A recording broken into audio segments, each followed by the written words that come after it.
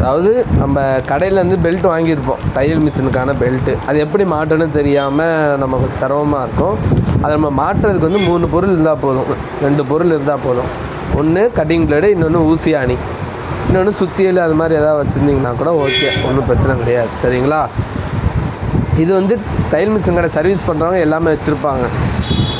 இது யார் எல்லா வீட்லேயும் இருக்காது. அதனால் நம்ம இன்னொன்று சுத்தியல், அதை வச்சு நம்ம எப்படி பண்ணுவோம் அப்படின்ற தகவலை உங்களுக்கு சொல்லித்தரேன். இப்போ நம்ம வீட்டில் அதாவது இந்த 3 பொருள் இருக்கும். பொதுவாக சுத்தியல் எல்லா வீட்லேயும் இருக்கும், கட்டிங் பிளேடு இருக்கும். இந்த மாதிரி ஊசி அணி இருந்தால் கூட ஒன்றும் பிரச்சனை இல்லை. இப்போ என்ன பண்ணணும், மெயினாக எல்லா இதுலேயும் இந்த இது கம்பி இருக்கான்னு பார்த்துக்கோங்க. மடக்கிற கம்பி எல்லாத்துலேயும் இருக்கும். ஃபஸ்ட்டு வந்து இதுக்குள்ளே விட்டுக்க வேண்டியதான், தைக்கிற சைடு உள்ள ஹோல்ஸில் விட்டுக்க வேண்டியதான்.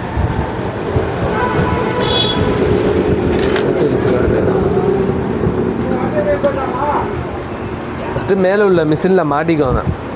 மாட்டிட்டு ரெண்டாவது வந்து இந்த வீலில் வந்து சுற்றி அளவு எடுத்துக்கிற மாதிரி எடுத்துக்கணும்.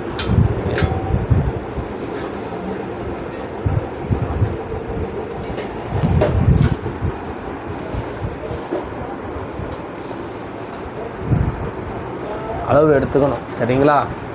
அளவு எந்த அளவுக்கு கொஞ்சம் டைட்டாக இறுக்கி பிடிச்சிட்டு லைட்டாக அதிலேருந்து மைனூட்டாக 1/4 இன்ச்சுக்கு அளவு எடுத்துகிட்டு மார்க் பண்ணிவிட்டு நீங்கள் கட் பண்ணி ஜாயின் பண்ணி போட்டுக்கலாம். சரிங்களா? 2 சைடு ஓட்ட போடுறது.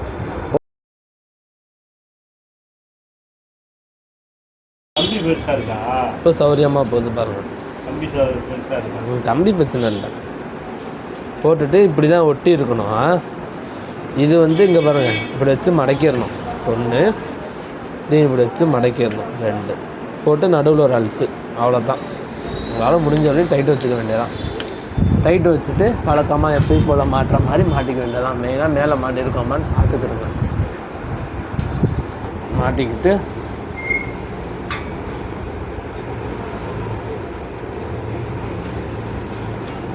சரிங்களா? அவ்வளோதான்.